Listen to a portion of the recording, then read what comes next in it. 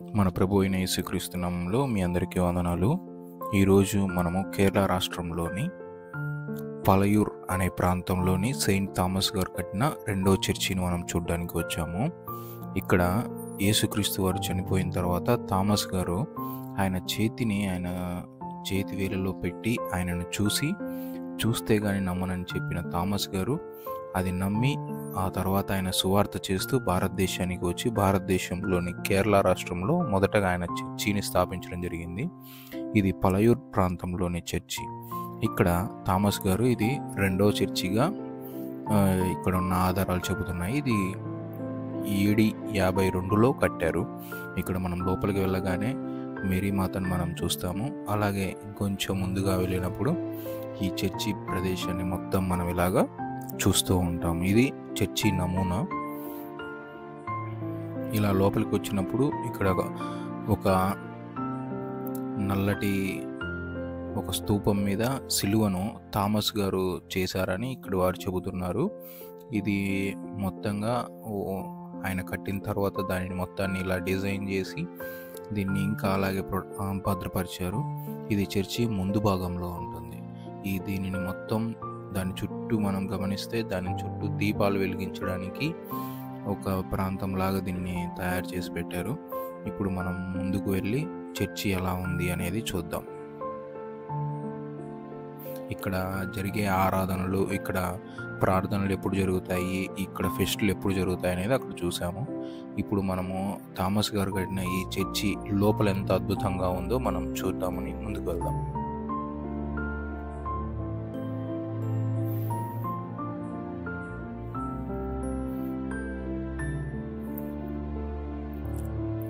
ఈ చర్చిలో చాలా పెద్ద ఫ్యాన్ ఒకటి అమర్చి ఉన్నారు.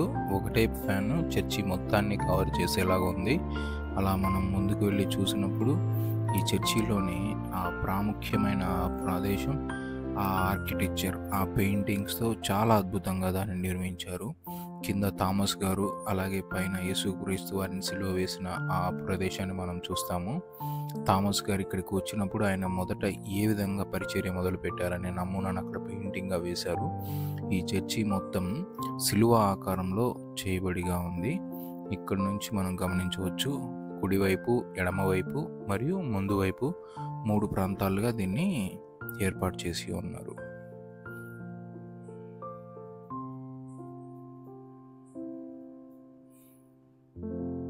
ఇక్కడ మనం చూస్తున్నాము చర్చి లోపల వాళ్ళు ఏ విధంగా చర్చిని అమర్చారు. ఆ చర్చిలోని ఆ ప్రతిమలను ఏ విధంగా వారు అమర్చి ఉన్నారు, ఆ చర్చిని ఏ విధంగా వాళ్ళు ఇంకా పదిలపరుస్తూ మెయింటైన్ చేస్తూ ఉన్నారు అనేది మనం ఇక్కడ చూస్తూ ఉన్నాము. చర్చి లోపల చాలా అద్భుతంగా వారు నిర్మించారు. ఇక్కడ కొన్ని బైబిల్స్ ఉంచారు. అనేక భాషల్లో అవి వ్రాయబడి ఉన్నాయి. ఇది మొదటగా మనం చూస్తున్నాము. ఇక్కడ మనకు ఆ రెడ్ కలర్లో కనిపిస్తున్న బైబిల్ ఇక్కడ ఉన్న వాళ్ళు ఎవరో రాశారు అని ఇక్కడ అర్థమవుతుంది. ఇది చేత్తో రాసిన మలయాళీ బైబిల్.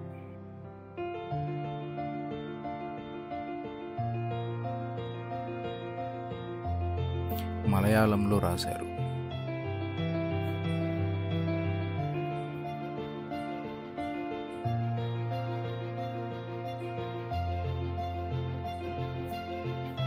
చాలా అద్భుతంగా ఉంది. అలాగే పక్కనే చూసినప్పుడు మనకి ఒక ఇంగ్లీష్ బైబిల్ కూడా కనబడింది. తర్వాత పవిత్ర బైబిల్, ఇది హిందీ భాషలో రాయబడిన బైబిల్ని మనం చూసాము.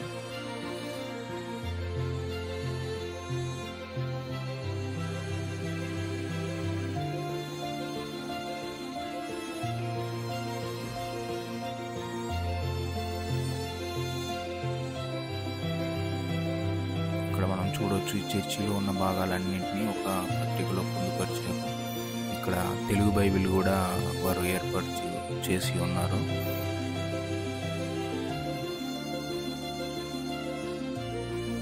అలాగే ఇప్పుడు మనం చూస్తున్న బైబిల్ గ్రీక్ భాషలో ఉన్నది.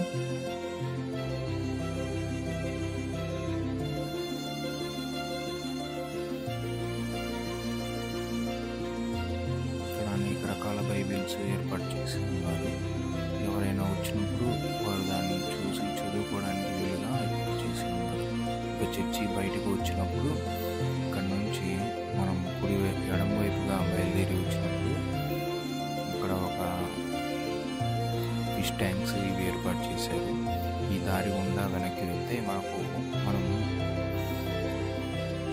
తలియాకులం వెళ్తాము. ఈ దారి గుండా మనం వెళ్ళవలసి ఉంటుంది.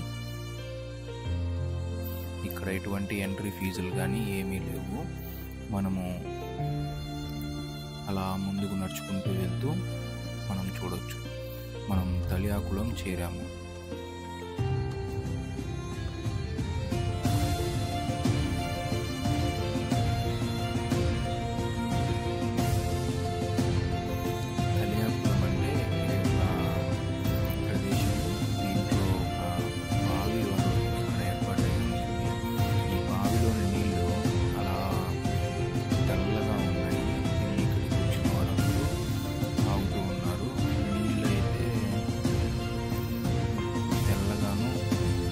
తాగితే మినరల్ వాటర్ ఎలా అయితే ఉంటాయో ఆ విధమైన టేస్ట్ కలిగి ఉన్నాయి.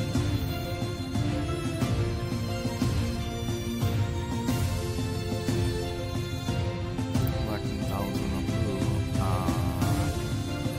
రుచిని మనం గమనించవచ్చు. ఇది తలియాకులం పాయింట్. ఇక్కడ థామస్ గారు సేవ చేయడానికి వచ్చినప్పుడు ఆయన ఉన్న కేరళ బ్రాహ్మిన్స్ ఆయన నీటిని పైకి చెల్లి ఈ దేవుని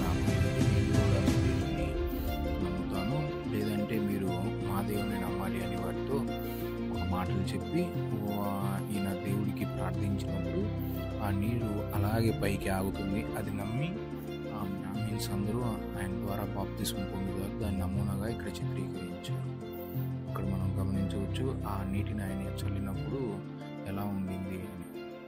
ఇక్కడ తలియాకులం ఎలా ఏర్పడింది, ఈ స్థలం యొక్క ప్రాముఖ్యత అనేది రాయబడి ఉంది. ఇప్పుడు మనం ఈ తలియాకులం రౌండ్గా చూసినప్పుడు ఇలా 14 అంశాలను వారు ఇక్కడ పొందుపరిచి ఉన్నారు.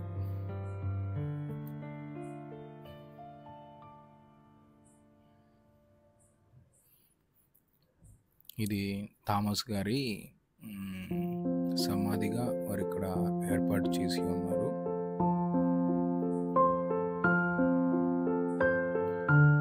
మనం ఇప్పుడు పైన చూసినప్పుడు థామస్ గారు చెన్నైలోని ప్రార్థన చేసుకున్నప్పుడు అక్కడ వారు ఆయన్ని వెనుక నుంచి పొడిచి చంపినారు అనే దానికి నమూనాగా దాన్ని ఇక్కడ ఏర్పాటు చేశారు. ఇక్కడ గడ్డితో సిలువను కూడా ఏర్పాటు చేసి ఉన్నారు. ఇది చూడడానికి చాలా అద్భుతంగా అనిపించింది. తర్వాత 2 ఏనుగులు, ఆ మధ్యలో మరియమ్మ యేసుక్రీస్తు వారిని ఎత్తుకున్నట్టుగా వారు ఇక్కడ అమర్చారు.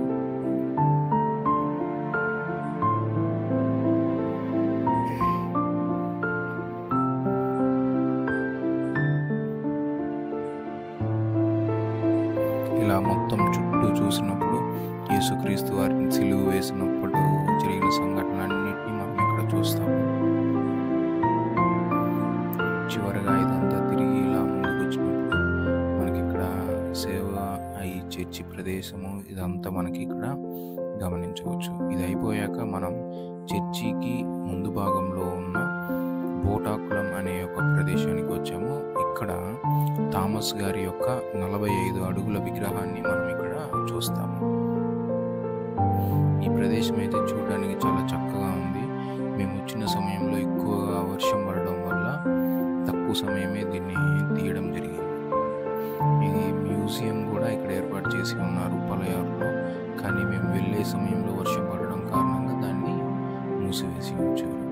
ఈ విధంగా థామస్ గారు ఈ భారతదేశానికి వచ్చినప్పుడు ఆయన ఇలాంటి ఒక పడవను తీసుకొని ఆ పడవలో నమూనాగా వారు ఇక్కడ ఏర్పాటు చేసి ఉన్నారు. ఆయన ఇలా సేవ చేయడానికి ఈ భారతదేశానికి వచ్చి ఇక్కడ ఆయన అనేక 7 సంఘాలను ఆయన స్థాపించారు. దాంట్లో 2వ సంఘం ఆయన పలయూరిని మనం చూసాము. ఇప్పుడు మనం చూడబోతున్న సంఘం మొదటగా ఆయన ఏర్పాటు చేసిన చర్చ్. ఇది కొడంగలూరు అనే ప్రాంతంలో ఉంది. నుంచి 55 కిలోమీటర్ల దూరంలో ఉంటుంది. ఈ చర్చి ముందు భాగంలో ధ్వజస్తంభం ఏర్పాటు చేసి ఉన్నారు. ఇక్కడ మార్ థోమస్ అనే గేట్ కూడా ఉండిందని మనం చూసాము.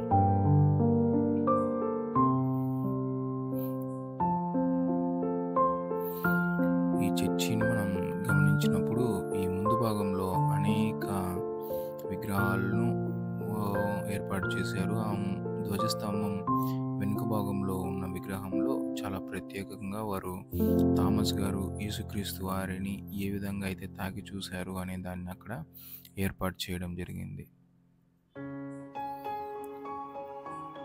మనం చూస్తున్నాము థామస్ గారు ఏ విధంగా ఆ మొదటి చర్చిని కట్టారు అనేది.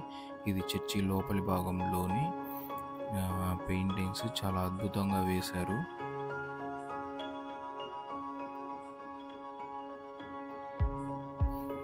ఈ ఫ్యాన్స్ కూడా చాలా డిఫరెంట్గా వేశారు.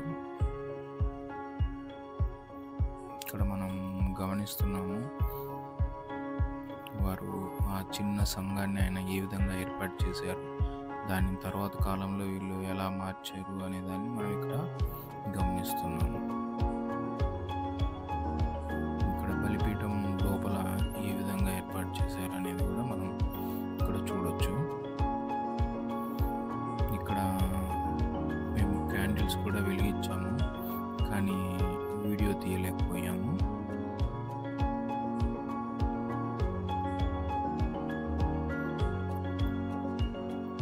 థామస్ గారు ఎక్కువగా ఆయన వాడిన మాట అక్కడ మనం గమనించాము. ఇది చర్చి బయట ఉన్న ప్రదేశము. ఈ చర్చి వెనుక భాగంలో ఎవరైతే సైకలాజికల్గా డిజార్డర్గా ఉంటారో అటువంటి హాస్పిటల్ కూడా రన్ చేస్తూ ఉన్నారు.